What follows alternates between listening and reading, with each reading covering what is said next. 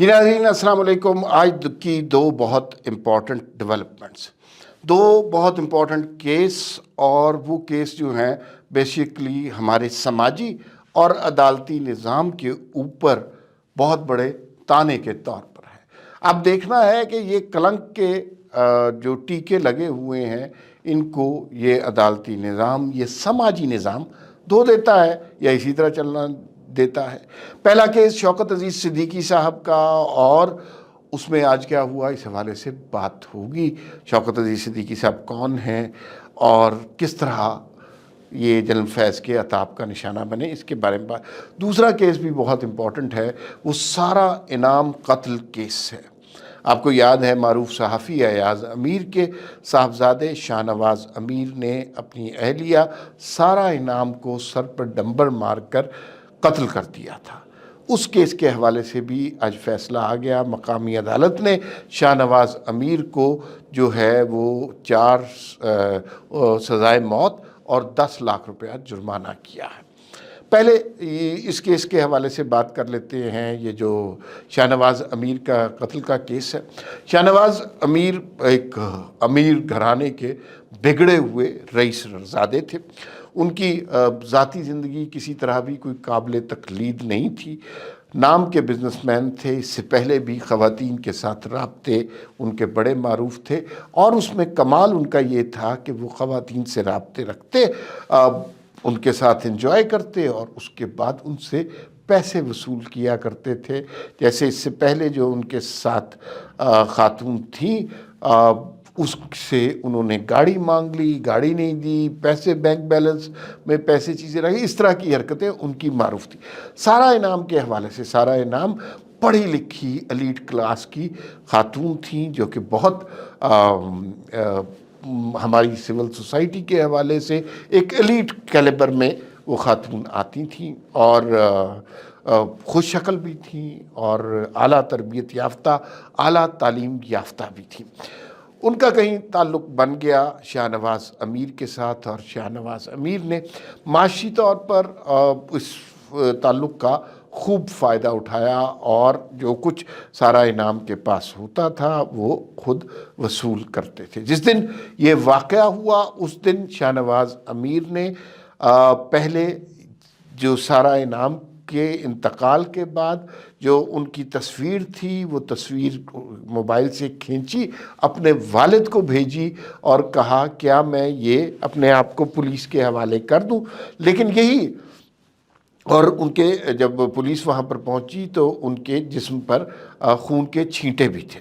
لیکن یہی شاہ نواز امیر جب عدالت میں گئے اور ان سے بیان کیا گیا تو انہوں نے کہا میں تو مارکیٹ گروسری لینے گیا تھا اور مجھے اس قتل کا کچھ بھی نہیں پتہ۔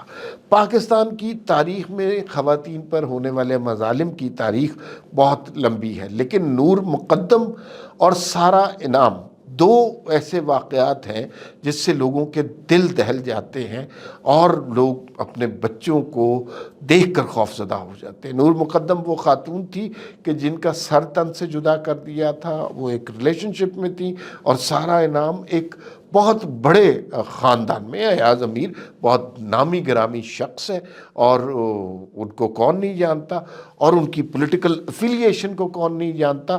تو وہ جناب ان کے صاحبزادے نے یہ قتل اور بھیانک قتل کیا۔ اس کے نتیجے میں ایاز امیر صاحب کو بھی گرفتار کر لیا گیا، اور 2 دن ان کو گرفتار کرنے کے بعد انہیں رہا کر دیا گیا۔ اس سارے سلسلے میں ایاز امیر کی اہلیہ شاہ نواز امیر کی والدہ کو بھی حراست میں رکھا گیا۔ ان کے اوپر بھی الزام تھا اس ساری چیز کی پلاننگ کا، لیکن اب ان کو بری کر دیا گیا ہے۔ شاہ نواز امیر نے کسی شخص کو بھی اپنی گواہی کے لیے پیش نہیں کیا، کیونکہ انہیں اندازہ تھا کہ وہ اس کیس سے اب بچ نہیں سکتے۔ اب پھانسی کا پھندا ان کے گلے کے نزدیک ہوتا جا رہا ہے۔ بہت ہی بھیانک طریقے سے لوگوں کے اختلافات ہو جاتے ہیں، لوگوں کی ڈائیورسز ہو جاتی ہیں، جسے لوگوں کو تسلیم کرنا چاہیے، لیکن جس بھیانک طریقے سے یہ سارا انعام کا قتل ہوا، اس سے اس ذہن کی، اس خاندان کی مینٹیلٹی کا بھی پتہ چلتا ہے۔ اور آپ کو شاید یہ سن کر حیرت نہ ہو، شاہ نواز امیر کے والد ایاز امیر اس دفعہ الیکشن میں بھی حصہ لے رہے ہیں۔ کیا میرے بتانے کی ضرورت ہے کہ وہ الیکشن میں کس جماعت کی طرف سے حصہ لے رہے ہیں؟ جی ہاں، وہ الیکشن میں پی ٹی آئی کے ٹکٹ پر لڑ رہے ہیں۔ آگے خیر آپ نے خود بہت سے فیصلے کرنے ہیں۔ اب دوسرے کیس کی طرف آ جاتے ہیں۔ شوکت عزیز صدیقی صاحب، بہت بڑا کیس ہے اور پاکستان کی عدالتی تاریخ میں ان کا کیس مثال کے طور پر پڑھایا جائے گا۔ شوکت عزیز صدیقی صاحب کا آج کیس لگا، بڑے عرصے کے بعد۔ وہ بندیال صاحب کے دور میں درخواستیں دیتے رہے کسی طرح ان کا کیس لگایا جائے، لیکن بندیال صاحب اس کو ڈیلے ہی کرتے رہے۔ پھر آج 5 رکنی بینچ نے اس کا کیس کی سماعت کی۔ کل 10 بجے تک وہ سماعت مؤخر ملتوی کر دی گئی ہے۔ کیس کیا ہے؟ شوکت عزیز صدیقی صاحب کی برطرفی کا کیس ہے۔ شوکت عزیز صدیقی صاحب بہت بڑی مثال ہے جمہوریت کی اور ڈیموکریسی، سول سپریمیسی کی۔ شوکت عزیز صاحب کی ایک تقریر کا مسئلہ ہے سارا۔ انہوں نے ایک تقریر کی تھی اور وہ تقریر اس وقت کی تھی کہ جب 2 دفعہ اس وقت کے آمر، اس وقت کے حاکم وقت جنرل فیض حمید ان کے گھر پہ آئے اور انہوں نے کہا کہ بھئی یہ جو ہے نواز شریف کو سزائیں آپ نے دینی ہے اور آپ کو ہم نے اسلام آباد کا چیف جسٹس بھی بنانا ہے، پھر ہم سپریم کورٹ میں بھی آپ کو چیف جسٹس بنائیں گے، آپ کی بڑی قدر کریں گے اور یہ وہ۔ تو شوکت عزیز صدیقی تو آنےسٹ سے آدمی ہے، انہوں نے کہا میں نے ایسا نہیں کرنا۔ تو پھر انہوں نے کہا کہ فیض حمید نے کہ اس طرح تو ہماری 2 سال کی محنت ضائع ہو جائے گی، لیکن شوکت عزیز صدیقی نہیں مانے۔ اس پہ سنا ہے یہی ہے کہ جنرل باجوہ نے فیض حمید کو کہا کہ ایک جج نہیں آپ سے سنبھالا جاتا، آپ بڑے چیمپئن بنے پھرتے ہیں۔ اسی دوران شوکت عزیز صدیقی نے جب پریشر زیادہ پڑا غلط فیصلہ دینے پہ، انہوں نے اسلام آباد پنڈی بار سے خطاب کرتے ہوئے بتا دیا کہ آئی ایس آئی کے لوگ ہیں، جنرل فیض حمید ہیں، جنرل باجوہ ہیں، وہ جناب فیصلے کروانا چاہتے ہیں ان کے خلاف، نواز شریف کے خلاف۔ تہلکہ مچ گیا۔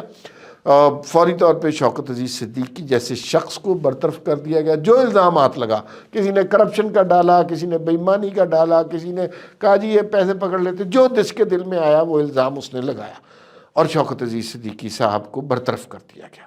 شوکت عزیز صدیقی صاحب مالی طور پر کوئی جاگیردار، ذمہ دار وڈیرے نہیں ہیں، بڑی مشکل میں رہے اور وہ جناب نوکری سے برخاست، کوئی شخص انہیں نوکری دینے کو تیار نہیں تھا، کوئی شخص ان کا ٹی وی پر نام لینے کو تیار نہیں تھا۔ اس لحاظ سے ویسے میں یہ کریڈٹ ضرور لیتا ہوں کہ میں نے اس زمانے میں یوٹیوب اپنا چینل شروع کیا تھا، تو جب کوئی شخص ان سے بات کرنے کو تیار نہیں تھا تو میں نے شوکت عزیز صدیقی صاحب کا اپنا یوٹیوب پر انٹرویو کیا۔ 90 منٹ کا انٹرویو ہے۔ یوٹیوب کی سائنس یہ بتاتی ہے کہ انٹرویو چھوٹا کرنا چاہیے، لیکن 90 منٹ کا انٹرویو کیا اور آج تک سب سے زیادہ چلنے والا میرے یوٹیوب پہ وہ انٹرویو ہے اور وہ جو ہے اس وقت سارے چینلوں پر کوٹ بھی ہوا تھا۔ تو شوکت عزیز صدیقی صاحب اس انٹرویو کے درمیان فیض حمید اور آئی ایس آئی کا جبر بتاتے ہوئے آپ دیدہ بھی ہو گئے۔ جب انہوں نے اپنے اوپر بتایا کہ میرے اوپر یہ ظلم ہوئے، وہ نہیں روئے، لیکن جب انہوں نے یہ بات کی کہ ان کی صاحبزادی کو بھی اغوا کرنے کی دھمکی دی گئی تھی تو پھر وہ اشک بار ہو گئے تھے اور ان سے آنسو کنٹرول نہیں ہوئے۔ بہت بڑے آدمی ہیں۔ جو سیاستدان جمہوریت کی بات کرتا ہے، سول سپریمیسی کی بات کرتا ہے، آئین کی بات کرتا ہے، وہ پہلے شوکت عزیز صدیقی کی مثال دیتا ہے، اس کے بعد اپنا بیانیہ کریٹ کرتا ہے۔ یہ کیس بہت امپورٹنٹ ہے۔ اس کیس میں اب ہم نے دیکھنا ہے کیا شوکت عزیز صدیقی کو انصاف ملتا ہے، انصاف کی کیا شکل ملتی ہے، کیا ان کو ان کی نوکری کے واجبات مل جاتے ہیں، کیا ان کو وہ عہدہ واپس مل جاتا ہے کیونکہ اب وہ ریٹائر ہو چکے ہیں، یا پھر حکومتیں اور سیاسی جماعتیں ان کو کسی اور مقام پر رکھتی ہیں جہاں پر وہ ہمیشہ جمہوریت کی مثال بنتے رہے۔ ایک خبر آپ کو بتا دیتا ہوں، سنی سنائی خبر نہیں ہے، کنفرم خبر ہے، سنی نہیں، کنفرم نہیں ہے۔ وہ یہ ہے کہ عارف علوی کے ریٹائر ہونے کے بعد جس شخص نے صدر مملکت بننا ہے اس کے لیے بھی شوکت عزیز صدیقی صاحب کا نام لیا جا رہا ہے۔ شرافت کی، نجابت کی بہت اعلیٰ مثال ہے۔ ان کے مالی حالات، وہ اسلام آباد کے سیکٹر F10 میں کرائے کے گھر میں رہتے تھے، مالی حالات خراب ہوتے رہے، انہوں نے وکالت شروع کر دی۔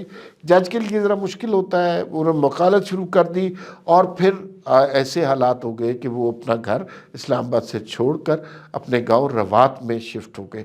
لیکن انہوں نے کہا کہ وہ کوئی اسلام آباد کا پنڈی کا کیس نہیں لیں گے، اس لیے کہ وہ یہاں پر جج رہے ہیں تو لوگ ان کی بات سے انفلوئنس ہوں گے۔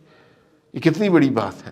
اس وقت جب ابتلا کا دور ہو، آدمی کو کھانے کے لالے پڑے ہو، تو آدمی کچھ بھی کر لیتا ہے، لیکن وہ صرف لاہور کے کیسز وغیرہ کرتے ہیں۔ میرے لیے بہت محترم ہے، مجھے یہ بھی اعزاز حاصل ہے کہ وی نیوز جو ہمارا پلیٹ فارم ہے، اس پہ بھی شوکت عزیز صدیقی صاحب آتے رہتے ہیں، اور ایک دن جس دن ہم نے لانچ کیا تھا اس کے کچھ دنوں بعد آئے تو سموسے لے کے آئے تھے پورے دفتر کے لیے، وہ ہم نے بڑے شوق سے کھائے۔ لیکن میری بڑی خواہش ہے کہ انہوں نے جو ڈیموکریسی کے لیے قربانی دی ہے، حق کے لیے قربانی دی ہے، اس کے لیے انہیں انصاف ملے، اور یہ انصاف نظام عدل کی طرف سے ہی مل سکتا ہے۔